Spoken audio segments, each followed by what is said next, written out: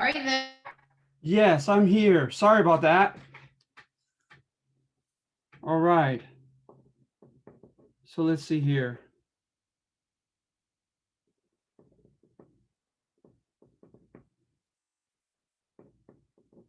As I'm writing down the names, are there any questions or comments?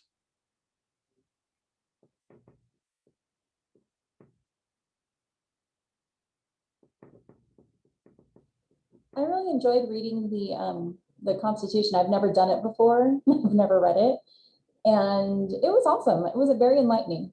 Good, Jennifer. That's great. That's great to hear. Any history nerd loves to hear students say something like that. That makes me happy. Um, I know, and it never fails, especially if I go a while without reading the Constitution itself and just kind of go off of memory. I never fail to look something up, find something that I had forgotten, and that kind of pleasantly surprises me.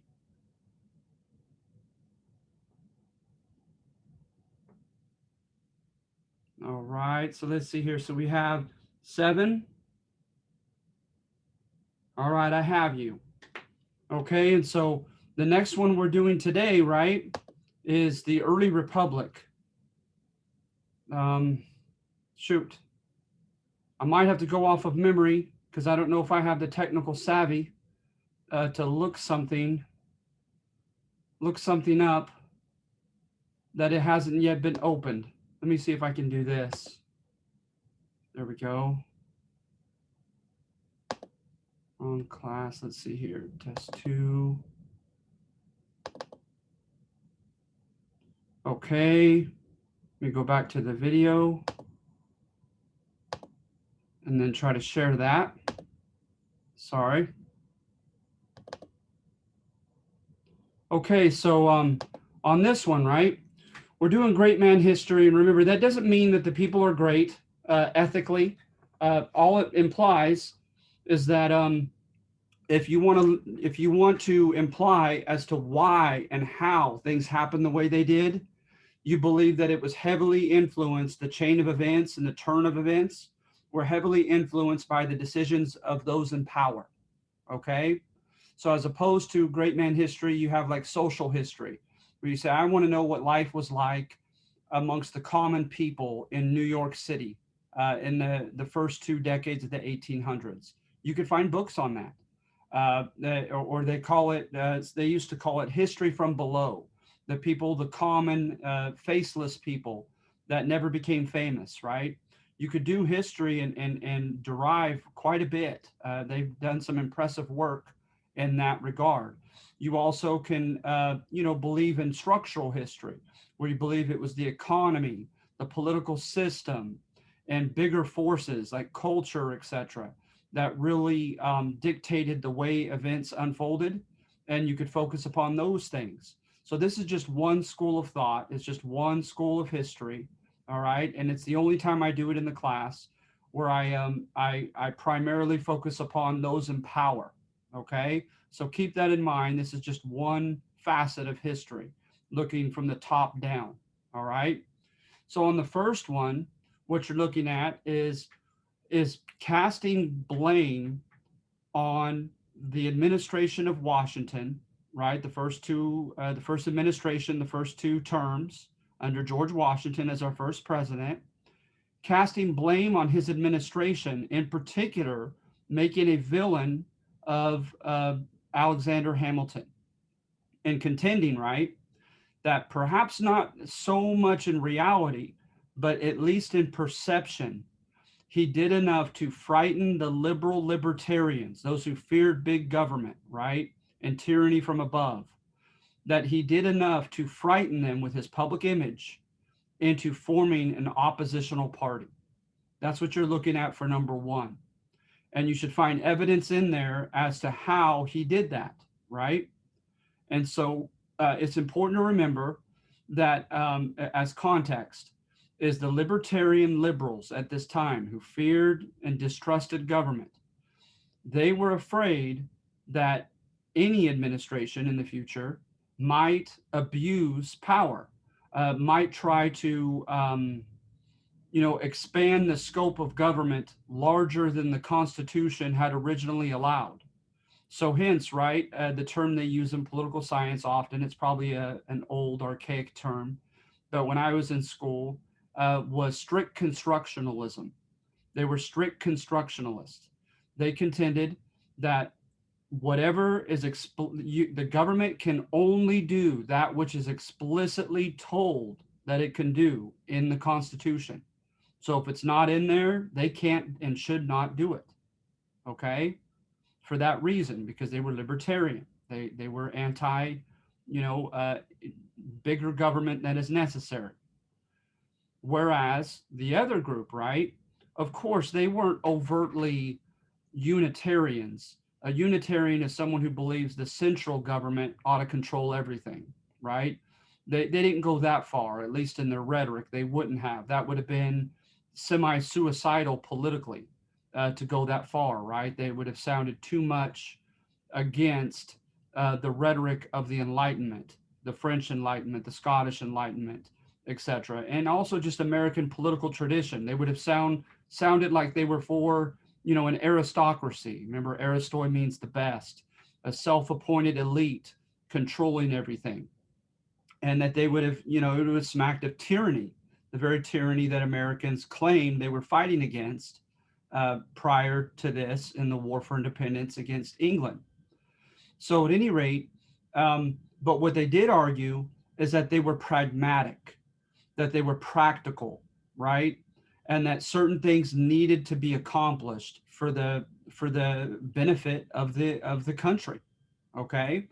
And so Alexander Hamilton, for instance, he thought that he was in line and his worldview or ideology was in line with the future, right? He claimed that he saw the way the world was moving and that America could either be left behind or they could gain a hold of the necessary tactics and institutions that are necessary to get us ahead, right? You either win or you lose in human cultural evolution. And so to him, he wanted us, for instance, to become economically diversified. He wanted us to begin as many different economic industries as possible, right? So that we could become self-sufficient as opposed to other countries and as opposed to becoming dependent or staying dependent upon Mother England, for instance, and Europe. So to him, if something wasn't explicitly stated in the Constitution, right, he was for having some wiggle room, some latitude to do some things that he deemed necessary, even though you won't find them in the Constitution, okay? So for one, was subsidizing industries that he felt were necessary for economic development and growth and ultimately self-sufficiency so that we're economically independent and not in need of the goods and products and services of those of any other country. So hence, right, I mean, we've continued this. I remember this in the 90s, even the Democratic Party under Bill Clinton contended that if you would engage in any type of software or particular software development, like in the Silicon Valley here in California, et cetera, that the government would help you pay for it. They would reward you because they felt like they didn't want to fall behind other countries.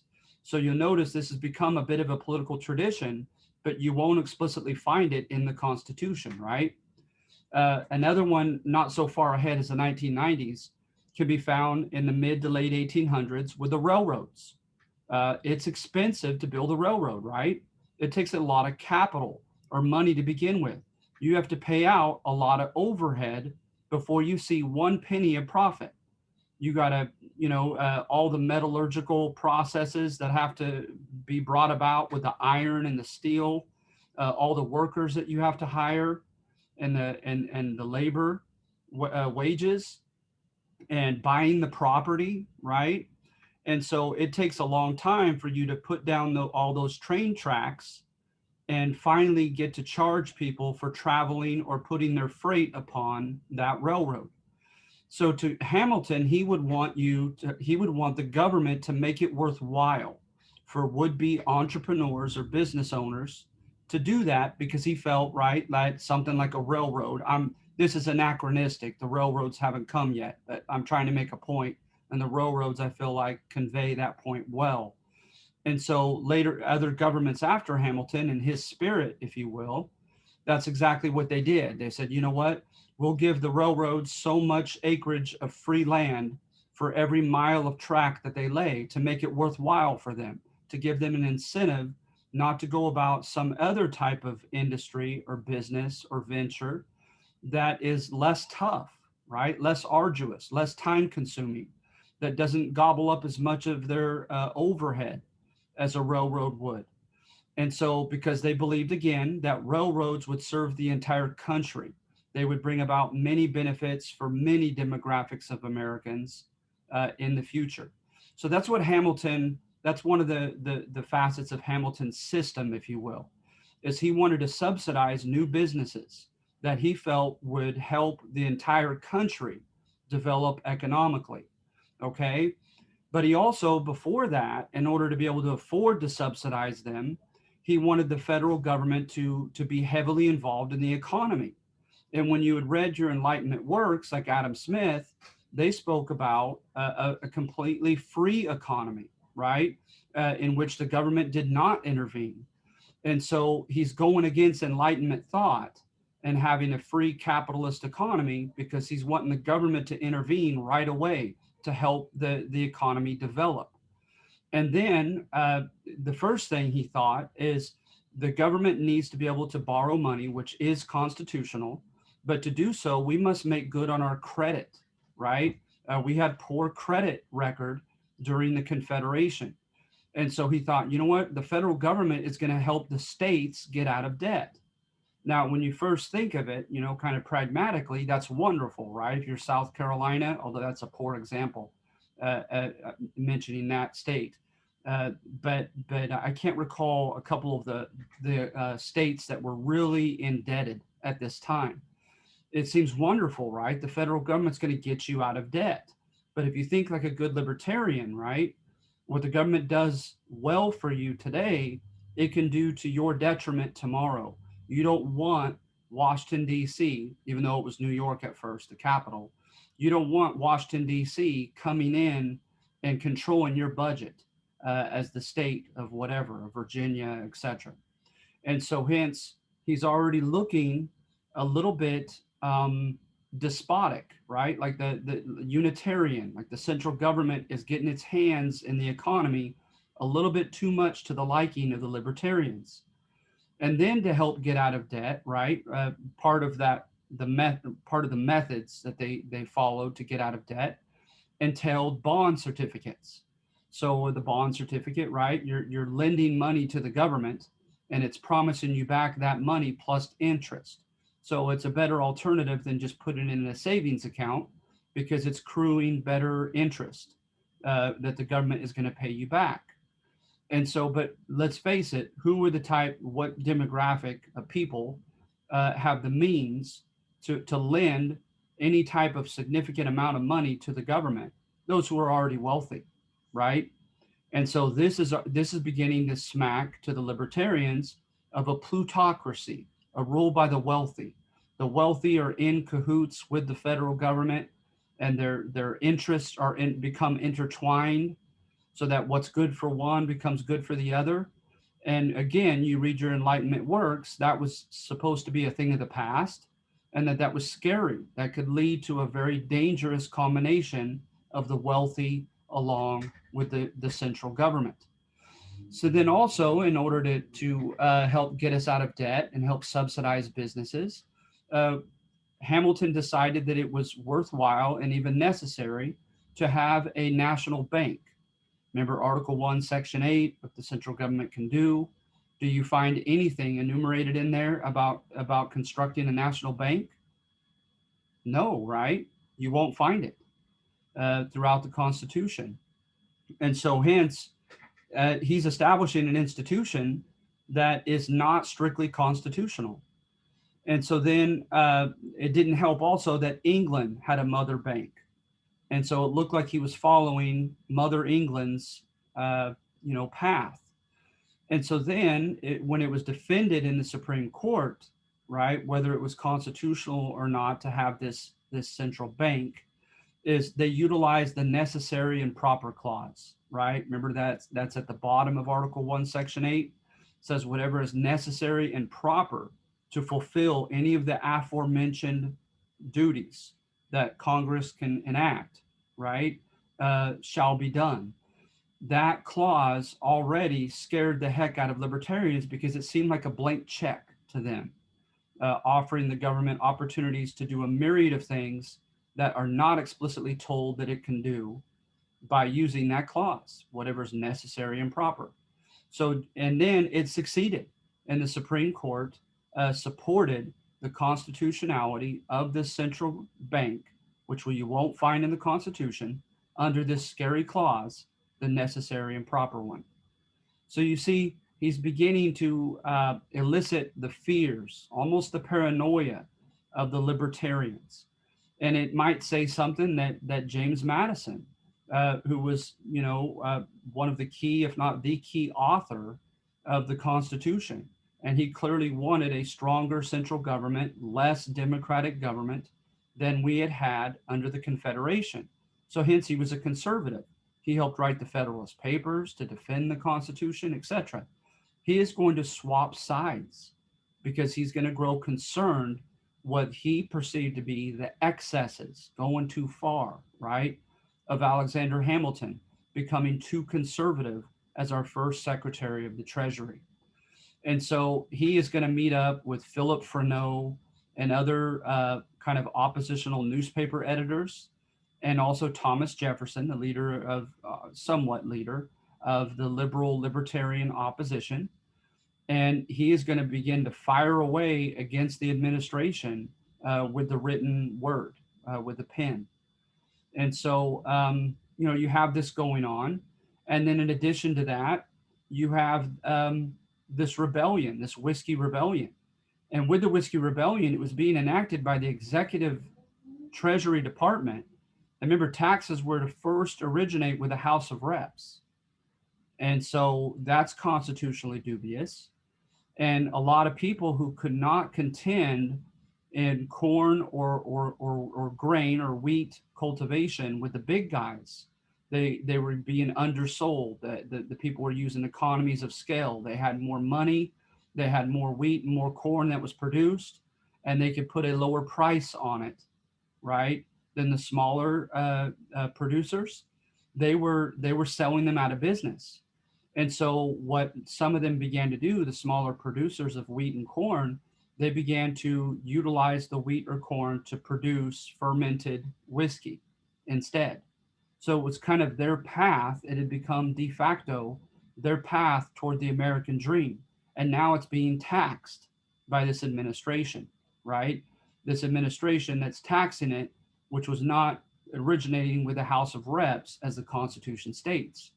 So there arose a large protest in more than one state, and a lot of these whiskey distillers refused to pay their taxes. And so the local courts of law and the state courts of law, they varied in their responses to it. But in one particular state, it heightened itself, where the state courts went against them and threatened to bring them to court over their refusal.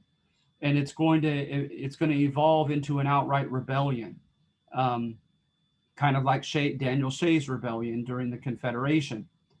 And at this time, right, George Washington is going to ask Congress to take the militias of the different states and form an armed force, right, to squash this rebellion.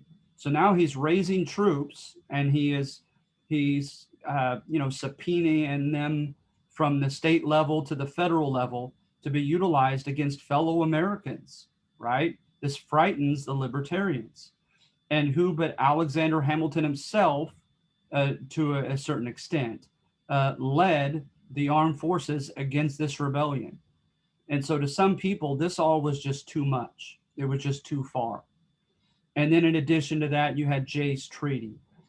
You're going to have the beginnings of the Continental Wars, later known as the Napoleonic Wars, right, back in Europe, with the French Revolution really heated up in the early 1790s when they executed King Louis XVI and the Jacobins took over. And the Austrian, let's see here, the Austrian and the Prussian and the English governments are going to unite. The Prussians were one of 39 German states. They're going to unite. And at first they tried to save the person of Louis XVI, who had been captured. They literally, like the stuff of a novel, they tried to have him rescued to no avail. And when he was killed, they decided to intervene into revolutionary France. France had declared year one of reason, an end to the Christian Gregorian calendar, and they began to persecute the Catholic Church and hierarchy. It grew pretty radical.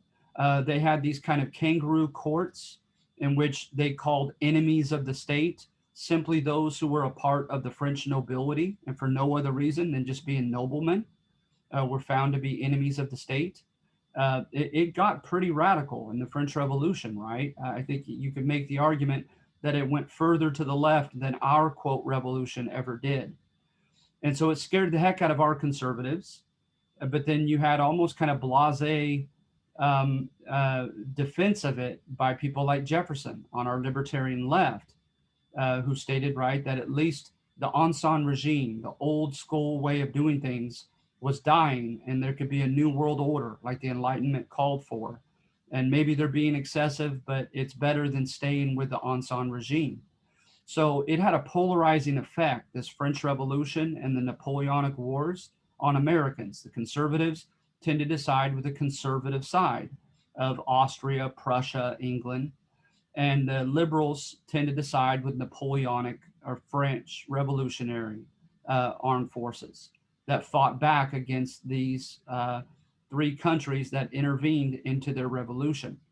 So then, of course, Napoleon takes over and he begins, quote, liberating in his own rhetoric, Europe and defeating these European powers on the battlefield and forcing his Napoleonic code over them.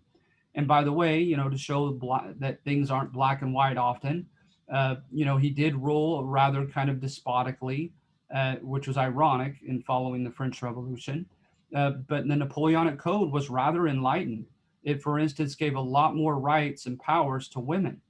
So hence, you might be able to see how, you know, some of our liberals here gave their okay to it and support to it.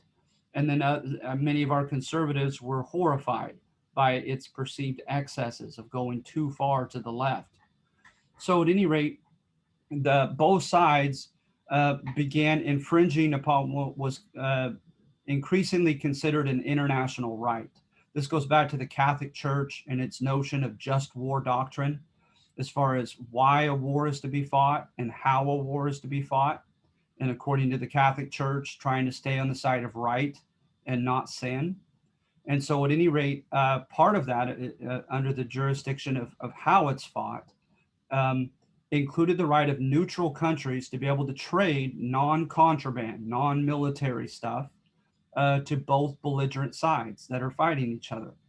And both sides, Napoleonic France and particular England of the Allied conservative powers, began curtailing or cutting short those international rights of ours. They began stopping our merchant ships, confiscating when they found that our merchants were trying to sell to their enemy across the Atlantic or into the Caribbean. So the administration of Washington initiated diplomatic, meetings with Great Britain, with England, and Great Britain refused to stop infringing upon those rights and didn't concede much at all. So to our, quote, national integrity or national honor, it was considered an affront to many Americans that we were kissing up to England and allowing England to take advantage of us with this John Jay's Treaty. And it was just one more reason why an increasing number of Americans began to believe that Washington's administration was too conservative. too pro-England, too old school. Okay. And so that is sadly ironic for Washington, because the joke was, as a man, he was fearless in war against the British, but he was scared constantly as the president of this very thing, of America splitting in a polarizing fashion between liberals and conservatives. And he really did. There's evidence that might suggest that he tried to walk a tightrope between the two factions, uh, to please the conservatives. He kept this austere image. He didn't go. He didn't show up for too long at public engagements. He deliberately kept a mystique about himself, as a conservative leader. He declared executive privilege, whereby he said, I can keep certain things secret of what I'm up to and what I'm deliberating, and I don't have to share all of it, as the Constitution says, right, in the State of Union address, when he's supposed to apprise Congress of what he's up to, et cetera, et cetera. So that made the conservatives happy. It made many conservatives happy that he was giving such a long leash to Alexander Hamilton as his Secretary of the Treasury, who was getting bonds from the wealthy, right? Subsidizing businesses, and taking over the state's debts, using a constitutionally dubious national bank, squashing the Whiskey Rebellion, etc. But to the liberals, he went on goodwill tours, kissed babies and shook hands, right? He went on 2 o'clock afternoon walks at least once a week. He started press conferences to try to convey to the liberals, hey, I'm not a despotic king, right? But instead, I'm the first man of the republic. And he was going off of like Rome. When you look at the idea of civic virtue back in Rome, with people like Tacitus and Cicero, that was a big model that was highly praised back in the Republic of Rome, is to have leaders that didn't really want to be there. They weren't hungry for the power, but they felt a sense of noblesse oblige, the nobleman's obligation. Like, I, as a well-to-do, powerful man, I owe it to my people to put my people first and to become their servant, not their master, and to serve them, right? And to live an austere lifestyle and not just try to aggrandize their own power and rule self-indulgently like a king or queen. And so he did that for the liberals. He also, although it seems very clear in certain junctures of his career that he tended to lean toward the conservative side of the spectrum, he balanced his cabinet with liberals and conservatives. Again, trying to walk that tightrope, right? Because he was afraid of this kind of polarization between left and right in this country. But nevertheless, this section states Hamilton did enough to frighten the conservatives enough so that the liberals felt provoked into necessarily, that's kind of in quotes, as if it were a necessity, forming an oppositional party to his administration and to those who were still calling themselves Federalists. So hence the birth of our two-party system. Okay. Number two, you're looking at John Adams being the first one-term president, right? He was the first to fail to win re-election. Why is that? Well, you can go a myriad of directions, right? You could contend that public sentiment was drifting toward the left at this time. And so he, as a symbol of the conservative right of American politics, became kind of obsolete. The public opinion kind of passed him by the time he ran for re-election, and there might be some merit to that argument. Of course, you can contend that he made great mistakes, as some might argue Hamilton did under Washington as our second president, John Adams, in being not just appearing, but perhaps being and behaving too conservatively.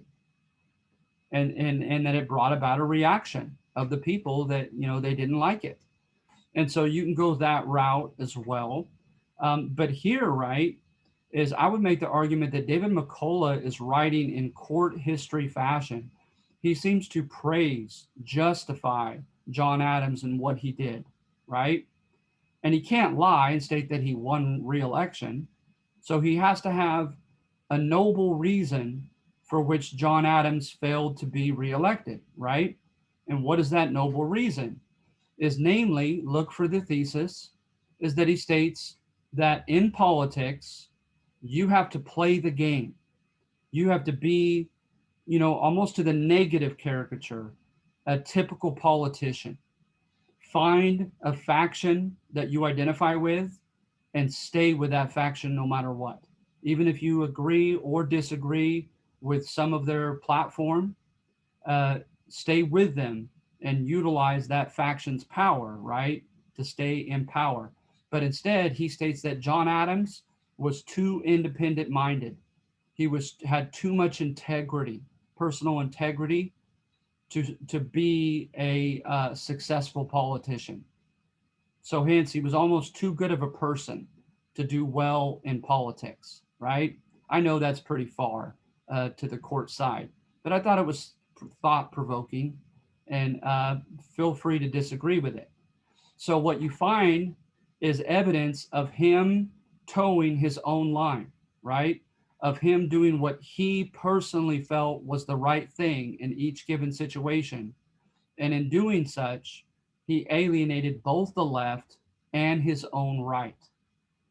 And when all is said and done, when you have these kind of firmly ensconced two parties, oppositional parties in existence by the time he ran for reelection, you better choose for your political survival, right? One faction or the other, one party or the other. And he didn't. He went his own direction and he ended up alienating both. All right. So look for evidence in number 2 as to how he alienated both. Okay. So if you'll notice, right, things like having a quasi war, look up quasi war in here. Remember, quasi is like almost, sort of, with Napoleonic France. Well, that probably is going, you probably could easily guess, that's going to alienate the left who are praising the French Revolution, right, and siding with France. And here he is going on initiating an undeclared war with Napoleonic France in the Caribbean, right, to protect our merchant ships. Then also look at the Alien and Sedition Acts. The Congress has power under Article 1, Section 8 over immigration, and they give that power over to the president to be able to deport radical, quote, radical French immigrants. They gave the president power to deport them, right? But that power, arguably, was Congress's, according to the Constitution, not the president's. So are they giving a constitutional power of their own over to the president? You can imagine how much that will alienate the left, the liberals, right? And then the Sedition Acts, they curtailed or cut short our First Amendment rights. That if your freedom of expression had the result of promoting sedition against the government, then you could not write, express, or say those things. And so that too is going to, because to the libertarian liberals, the First Amendment was sacred. And here he is kind of curtailing that First Amendment, his administration at least, his Congress, his Federalist Congress. All right. So those would be some ways in which he alienated the left. But then, right, it goes on to say he didn't enforce those laws worth a darn. And it was by decision because he did not feel morally at ease with those laws. He knew and felt that both those laws were constitutionally dubious or doubtful. So that is going to alienate the right. He refused to ask Congress to go to war against revolutionary France, and he repeatedly sent at least 2 different diplomatic missions when the first one seemed to fail to have achieved peace. To engage in diplomacy with Napoleonic France because he did not want to go to war with them. He wanted to work it out diplomatically. And there was even a story of a private individual who came and began negotiating with Napoleonic France on behalf of the US on his own initiative. And John Adams, when he found out about it, instead of being affronted, instead of, arguably even trying to have this man arrested, he promoted it because he believed the guy had good intentions in trying to secure peace with Napoleonic France. Then there was Fry's Rebellion, and kind of like, as with the Whiskey Rebellion, to some conservatives, they felt like it was the image of the reaction that was so important, that there needed to be a statement that rebellion and insurrection would not be tolerated under this new government, as they had felt like the Confederation, they on the right, felt as if on the Confederation things had become too averse to law and order. But when, having been a lawyer for years, and he looks into it with Mr. Fry's, he decides that gentleman did not promote the crowd to violence, that it was not his fault. So he refused, he pardoned him. And that is going to anger the right. So hence, right, this guy supposedly is so independent minded, has so much personal integrity, that he ended up alienating both the left and the right. So hence he almost lost re-election because he was too good of a person and not a typical, quote, politician in the negative sense. All right. Number 3, this is trying to explain how Thomas Jefferson's childhood experiences helped morph him into a man who wanted a public image of being democratic. How his childhood, right, propelled him to identify with the common people and to identify himself as a man of democratic tastes. And how was that? It has to do with his mom, dad, and his maternal grandparents.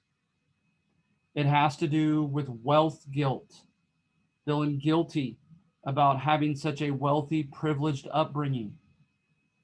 And so hence, it more than suggests there are psychological neuroses that are going on here, whereby his own self-loathing, his own desire for his father's affirmation,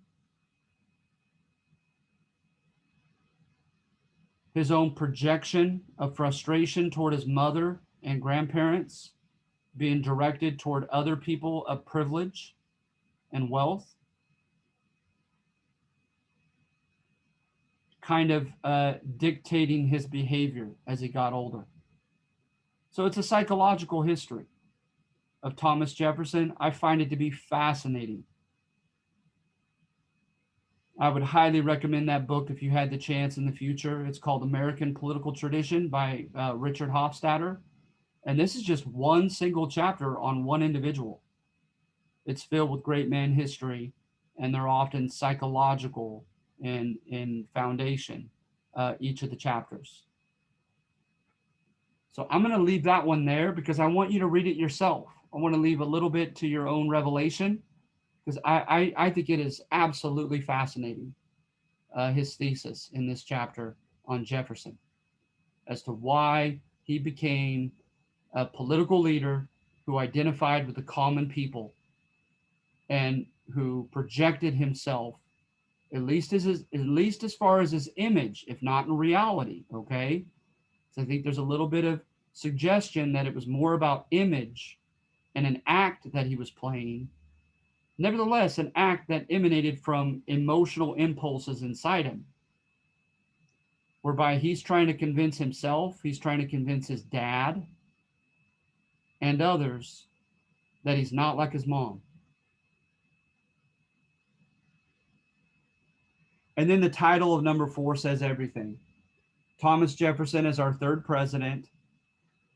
He and Woodrow Wilson, right? Later on in American history, you find this irony whereby you have writings of theirs prior to becoming president. You have primary sources, right, that indicate what he said, how he behaved, what he claimed that he stood for before he became president. And then it seems like there is a great contradiction or contrast, right, or paradox in what they did and did not do once they became president. It's as if they spoke one thing as far as their rhetoric, what they claimed to stand for, but they acted completely differently once they became president. So you could imagine some of the theses, some of the interpretations to that contradiction. One might be that power changes people, and that once they became president, the power changed them. Some people try to suggest that people can become more conservative or more liberal for that matter, but in their case, more conservative in age as they experience life in different circumstances throughout different chapters of their lives. Some even go almost conspiracy theory and contend that he made a promise to a conservative Congress that he would not be too radical once he became president, should they elect him as their president. Because remember, for the first time, no one received a majority of there was basically a tie with the electoral system between Jefferson and Aaron Burr. And so constitutionally, when no one receives a majority of electoral points, no single candidate, the House of Reps decides. And Jefferson met with the House of Reps, and I'm not aware of any written script as to what was spoken in that famous meeting. But they decided on Jefferson as opposed to Aaron Burr. But not this section, right? This section conveys the point, kind of in line with the preceding number of 3, is that Jefferson was a person who was extremely averse to confrontation.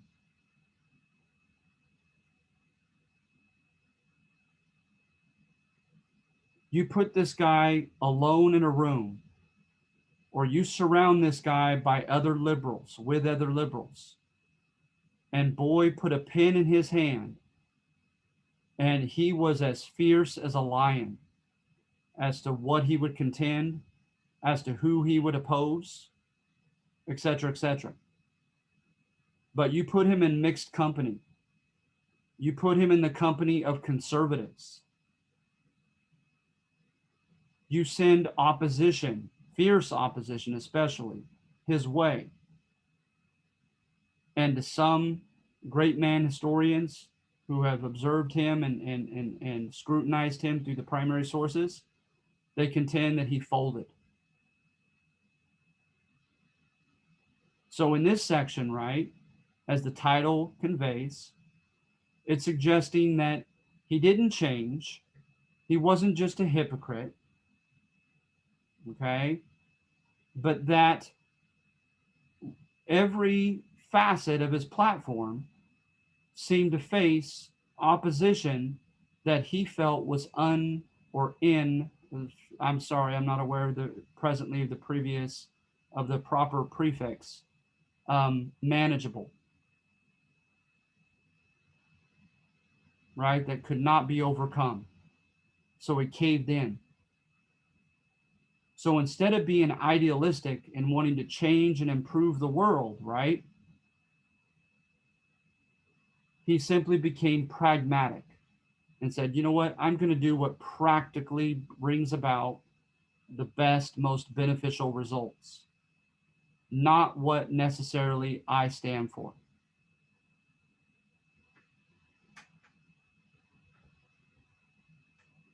So for one, He had written to a French friend back and forth in correspondence. Their correspondence became published. It's known as Notes on the State of Virginia. Okay? That's a big primary source for delving into the mind of young Thomas Jefferson, long before he became president.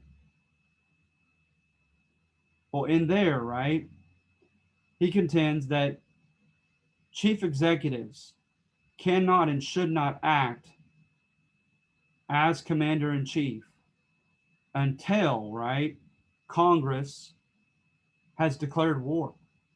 Congress has mobilized an army. Congress has given a rationale as to why it is worthwhile to put young men, young American men's lives on the line to possibly be sacrificed. And that it should be for no trivial thing. And it should be for no foreign squabble far in distant lands. Because after all, in the Declaration of Independence, he wrote that as part of the crimes of George III and previous English kings and queens, that they sent young men to their death for trivial reasons, such as a blow to their national pride, for instance. Well, there was a mercenary pirate army employed by the Basha of Tripoli in Muslim North Africa that was commandeering American merchant ships, stealing from them, extorting them, saying, pay us this or that or else, right? And they would threaten immediate violence, or almost more scandalously, they would capture them and sell them as human slaves. And they also would capture them and ask money for ransom.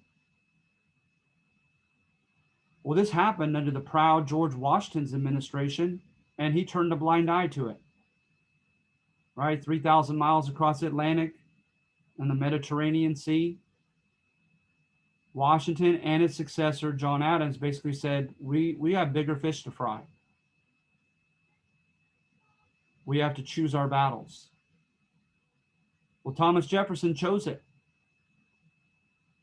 He tried to have a secret coup, right? A secret blow to the state, secret takeover of Yusuf Karamanli, the Basha there in Tripoli, who was fomenting this and subsidizing it. He sent a guy named William Eaton, Eaton, to try to raise an army, kick out Yusuf, and put his brother Ahmed on the throne instead, with, of course, Ahmed promising not to engage in this piracy anymore. He sent the USS Philadelphia naval warship to punish and make a statement to the Basha of Tripoli. And instead, they were run aground and captured and held for ransom. And remember, he's doing all this without congressional permission. Then and only then, Congress gives somewhat of a blank check to him, and we engage in the Tripolitan War.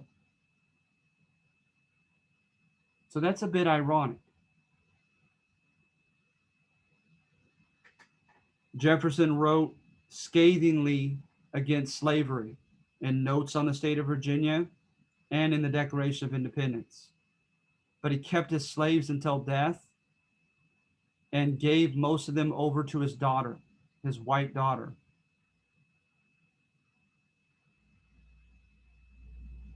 He stated that there is nothing more emblematic of the corruption and the deceit that is involved with slavery than a white male slave owner having sexual relations with a black woman slave.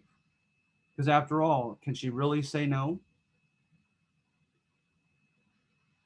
And he has an affair with Sally Hemings and has 4 children, biracial children through her, that grow to adulthood. When the quote scandal comes out about his love affair that he tried to keep hidden, he refused to free two of the eldest kids that he had promised he would free at the age of 18, and said, no, we need to wait until this scandal blows over. And the eldest, Beverly, ran away. And we don't know if Beverly ever seen him again.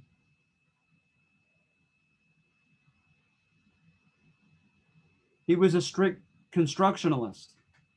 But where does it say in the Constitution that the president can purchase territory from a foreign country? You're not going to find it in Article 2 under the presidency. Well, he does so anyway. And he purchases the Louisiana territory from Napoleon.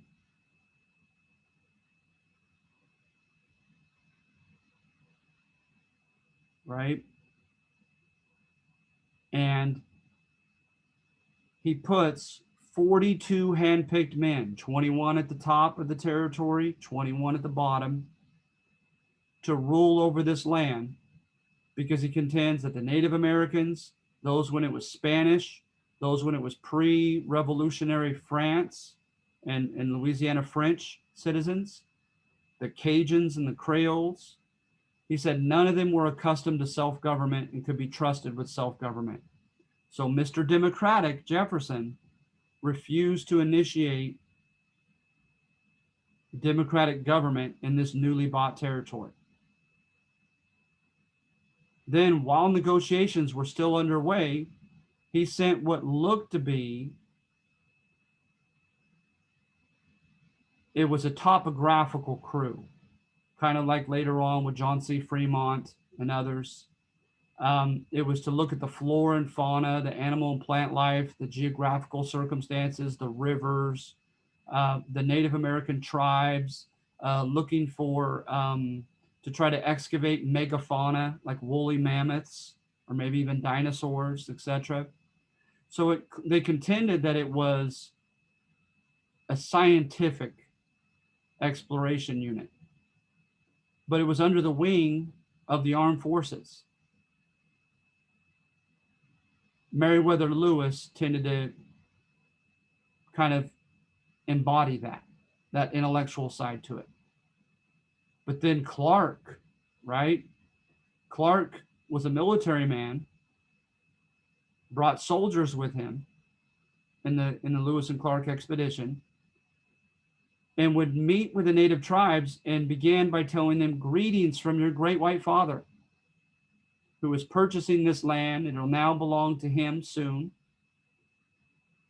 And basically gave numbers of how many were in each tribe, what their military strengths were and weaponry, what commodities they were open to as far as trade. So with Clark, right, critics would contend that that facet of the expedition looked almost like military spying, with the desire for planning future conquest.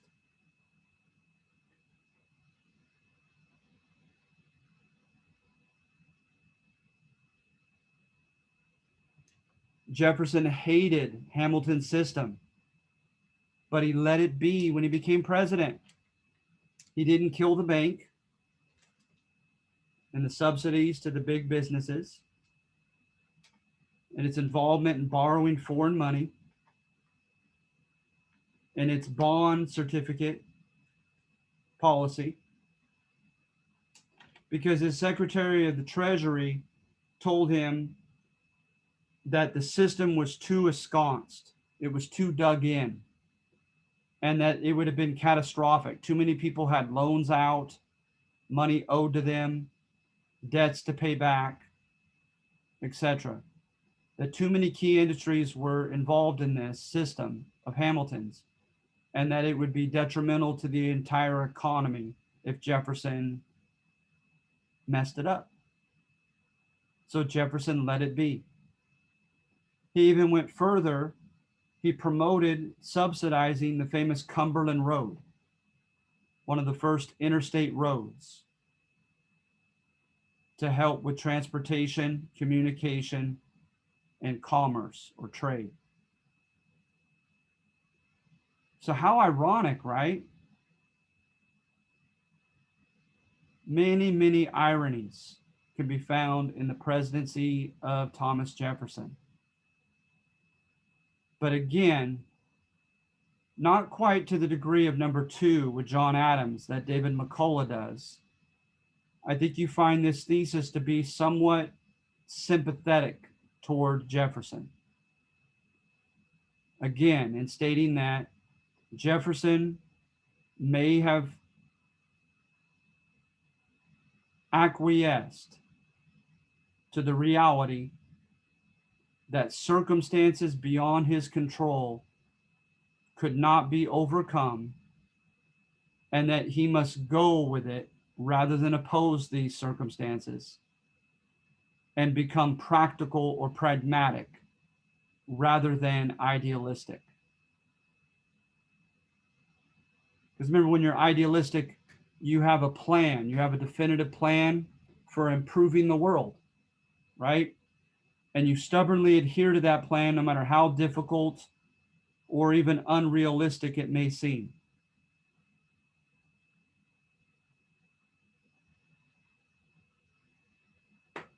So are there any questions about any of these 4 sections, about the first 3 presidents, George Washington, then John Adams, then Thomas Jefferson?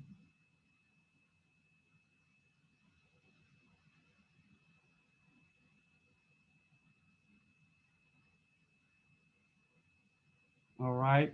Can I get thumbs up? You guys feel relatively well about this assignment now? Your assignments are pretty well explained by you. I'm still behind. That's all right. That's all right. Just stay with it. And then nevertheless, the smile and the thumbs up. Jennifer, thank you for the thumbs up as well.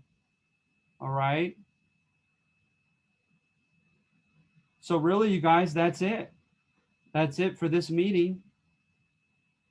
So again, it's open to anyone. If you want to hang on when everyone else gets off, if you have any questions or concerns that I need to be aware of, by all means, let me know at the end.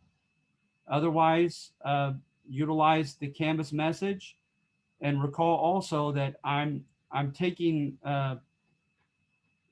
well, in the last 3 weeks, 3 trips. And so I broke tradition and gave you a phone number. So if something is very time sensitive and it's pretty significant in your estimation, then give me a text or a call, and that's fine. But I think you guys have these down. You're doing well. All right. So if you don't have any other questions, that's it, you guys. You guys have a great week. Thank you so much. Safe travels. Thank you. Stay well. Stay healthy. Thank you. Thank you. Have a great day. Thank you. You too. For this one, we're just doing the same as the other ones, not the last one, but the other ones, just picking a section and then just like analyzing it. That's right. Okay, and then everything went okay with your grandfather thing, your speech, I meant? Oh, yeah. Thank you. Thank you for asking. Good. Yeah, I was thinking about that. Okay, cool. Okay, bless you. Bless you. Have a good Take day, care. hon. Okay, bye. Enjoy having you guys. Thank you. Bye-bye.